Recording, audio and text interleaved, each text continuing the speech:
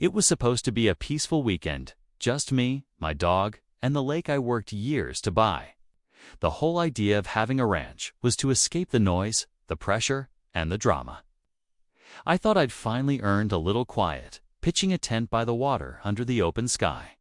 No internet, no stress, just the sound of the wind and the crackle of a campfire.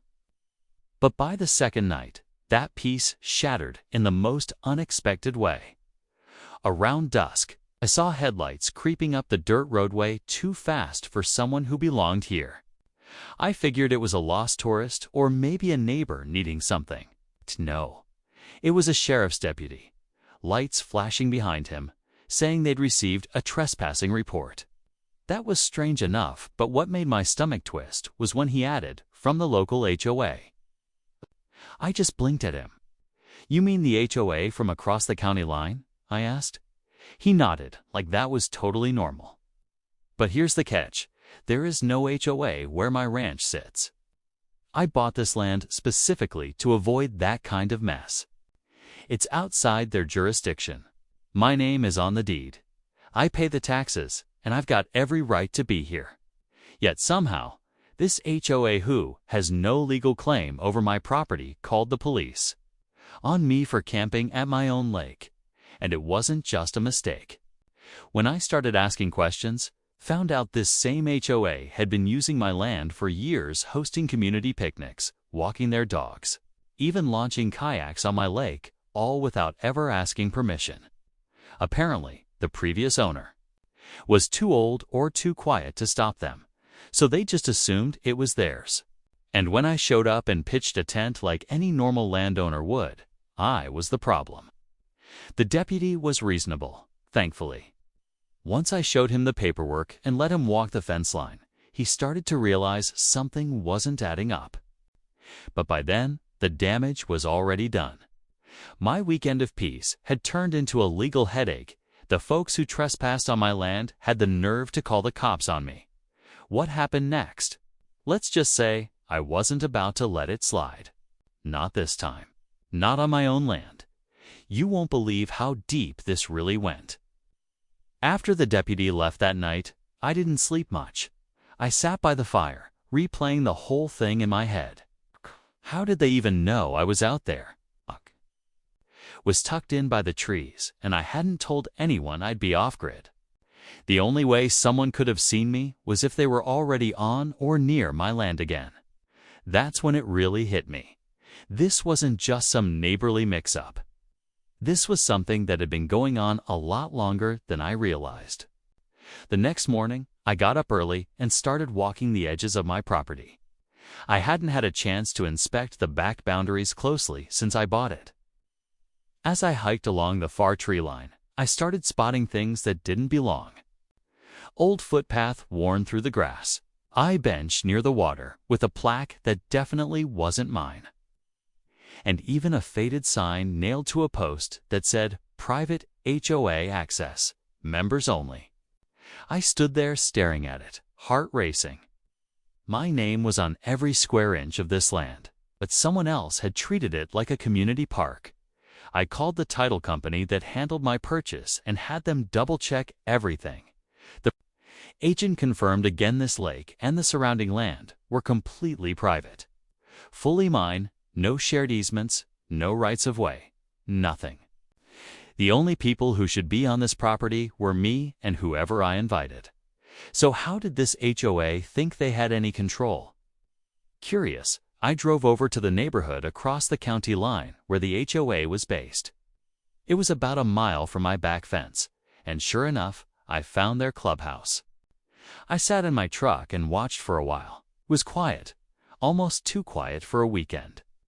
Then I noticed people walking straight through a narrow trail that led directly into the woods, toward my lake. They were carrying folding chairs, fishing rods, even coolers. They weren't just passing through. They were using my property like it was theirs. The more I looked into it, the more I realized this had been going on for years. Some of the residents had built hidden gates along the backside of their yards. There were even online posts in their community forum about the secret lake where nobody ever checks. I was beyond shocked.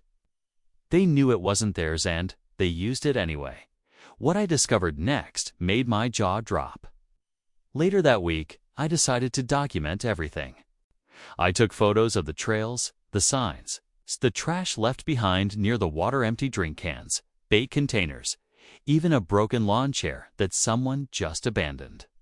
It wasn't just casual trespassing anymore. It looked like an unspoken routine, like this place had become their hidden getaway. My private ranch lake had basically been turned into an unofficial HOA hangout spot. And no one ever bothered to ask who actually owned it. I reached out to a few neighbors on the outskirts of my own property, folks who weren't part of the HOA but had lived nearby for years. One of them, an older gentleman named Carl, told me something that made my blood run cold. He said the previous owner, a retired veteran, had let people fish now and then, but toward the end of his life, he'd gotten into heated arguments with the HOA board. According to Carl, they wanted to adopt the lake as a shared green space and started acting like they already had permission. When the old man passed away, they must have figured there was no one left to stop them. The main conflict wasn't just about land, it was about entitlement. Somehow, these people had convinced themselves they were doing nothing wrong. A few of them even left passive-aggressive notes at my front gate when they noticed I'd installed trail cameras. One read, "We've been enjoying this lake for generations, don't ruin it." Another one, even bolder, said, "You might own the land, but the community owns the memories." I couldn't believe it. They admitted they knew it wasn't theirs, but still acted like I was in the wrong for protecting what I legally owned. I contacted a meeting with the board. They were hesitant. I had documents and a calm but firm tone. She looked at the evidence. She brushed it all off, saying the land had always felt of the neighborhood.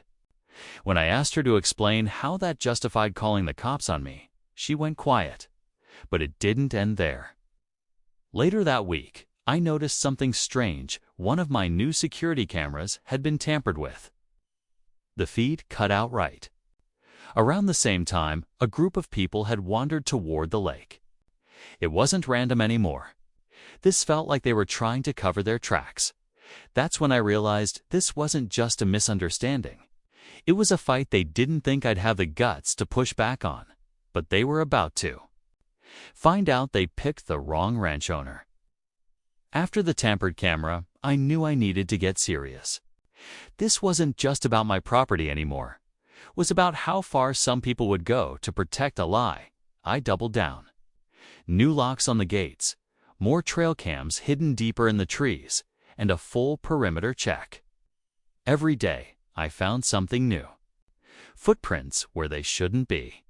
Fresh tire marks near the side trail. Even cigarette butts that hadn't been there the day before. They were still coming in, but now they were trying to stay out of sight. I didn't say anything to them. I wanted to see just how far they'd push it. But I did call a land surveyor to restake the property boundaries with bright orange flags. No way they could claim confusion now. And I called the sheriff's department again, not to press charges, but just to make sure there was a record this time. I explained everything about the unauthorized access, the trespassing, the HOA's false report. The deputy who showed up wasn't the same as before, but this one took it seriously. He told me he'd speak with the HOA directly and get some statements. That's when things really started heating up. I came back from town one evening and found tire ruts tearing through the south pasture, all the way to the lake. The flags were ripped out, snapped in two, tossed in the brush like garbage. And worse, someone had left a cooler and a couple chairs sitting by the fire pit I built, like they were taunting me, like they were claiming the spot. I checked the cameras, and sure enough, the footage showed two adults and a teenager walking in from the back, trail faces clear as day. They even waved at one of the cameras. The next morning, I woke up to banging at the front gate. A small group from the HOA had shown up, led by that same board president, Diana. She had a clipboard in hand, and claimed she had petitions from local residents asking that I restore public access to the lake. I told her to leave immediately. Her reply: "If you're not willing to cooperate, we'll take this to court." That's when I realized this was more than neighborhood drama. They were organized, determined, and completely convinced they had some kind of right to my land. And if they were willing to lie to the police and rip out boundary markers, I had to ask myself, what were they going to do next? Something was coming, I could feel it. A few days after that confrontation at the gate, I got an unexpected call from the county land office. At first, I thought maybe the sheriff had filed a report, or the HOA had actually tried to follow through on their legal threats. But the woman on the phone had a different reason for reaching out. She asked me why I hadn't submitted the proper paperwork for recreational use permits on my lake. That stopped me cold. I told her it was private property, not a commercial site, and that I had no intention of turning it into a public space. Her reply was what really threw me. "Well," she said carefully, "someone submitted a complaint, claiming the lake has been used as a public site for over a decade and should be reclassified." It felt like a punch to the gut, apparently. The HOA, or someone acting on their behalf, had filed a formal complaint trying to argue that, because the community had used the lake regularly and without challenge for years, it should be considered a common recreational area. They were trying to use a legal loophole called prescriptive easement. I had heard the term before, but I never imagined it would be used against me. If they proved that their use was long-standing, continuous, and without permission, a court might actually grant them limited access. Now, it's all made sense. The fake members-only signs, the hidden trails, the sense of entitlement. This wasn't just nostalgia or stubbornness. This was a calculated move, and it had been building long before I ever bought the land. I spent that evening going through every document I had, looking for anything that would prove they never had legal access. I called Carl again, the neighbor who had told me about the past owner. He said the old man kept a notebook, logging dates when he'd chased people off his land. I had never seen it before, but Carl thought one of the man's nieces might still have his belongings stored in a shed nearby. The next morning, I drove over there. The niece, kind but cautious, let me look through a few old boxes, and there. It was water-damaged and torn, but still legible. A beat-up notebook filled with handwritten notes, dozens of them. Dates, descriptions, even names. Proof that the previous owner had denied access multiple times. But just as I was flipping through the final pages, a shadow moved across the shed window. Someone was watching. I froze, notebook still in hand, heart thudding in my ears. The shadow at the shed window shifted slightly. Someone was standing just outside. I slowly tucked the notebook into my jacket and stepped out. At first, no one was there, but then I saw movement behind the tree line.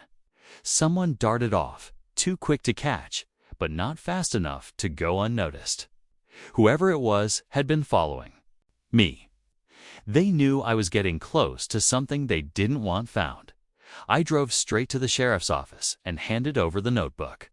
The deputy took one look at the pages, scanned the list of names, many of which matched HOA board members, and nodded slowly. It was enough to prove that not only had the previous owner denied public access repeatedly, but the HOA had knowingly lied to both law enforcement and the county land office. That notebook changed everything. A week later, the county dropped the recreational site complaint. Not only that, but the sheriff opened an investigation into the HOA board's actions. Turns out, Diana and a few others had been doctoring internal HOA maps for years, passing them around like official documents showing shared lake space. None of it had legal standing. It was all built on assumption and bluff. When word got out, not everyone in the HOA supported Diana anymore. Some homeowners were furious. They had paid dues under the belief that the lake was somehow theirs. A few even came by my ranch to apologize, some sincerely, others just trying to save face.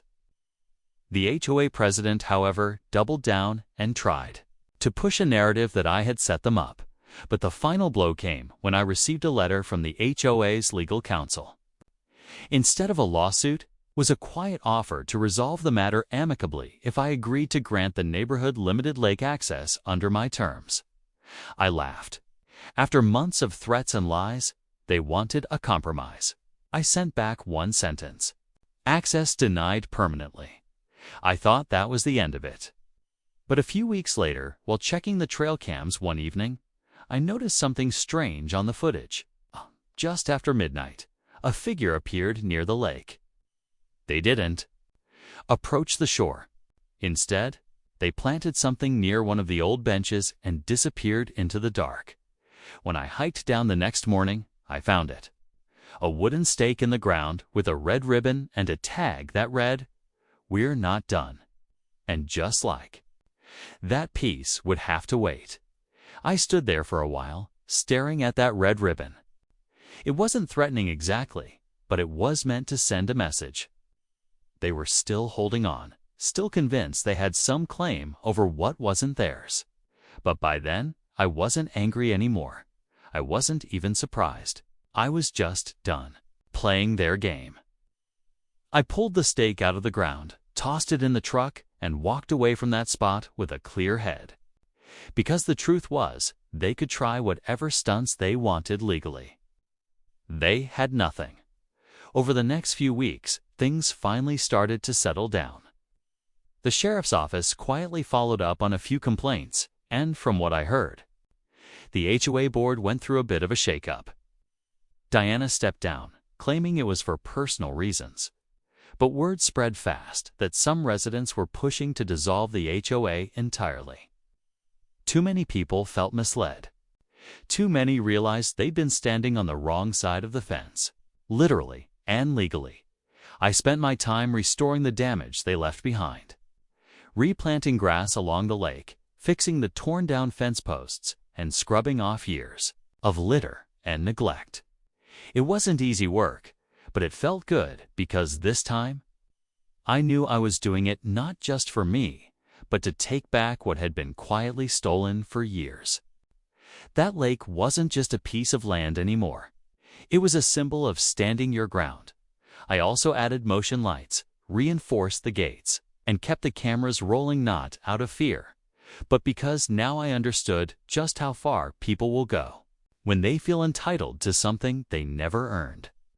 Owning private property in a rural area should have meant peace, but instead, it taught me a whole new level of vigilance. Still, I don't regret a thing. One evening, as I sat by the fire, with my dog at my side and the lake calm as glass, I realized something important. People often assume property lines are just lines on a map, but they mean something more. They define responsibility, ownership, and respect.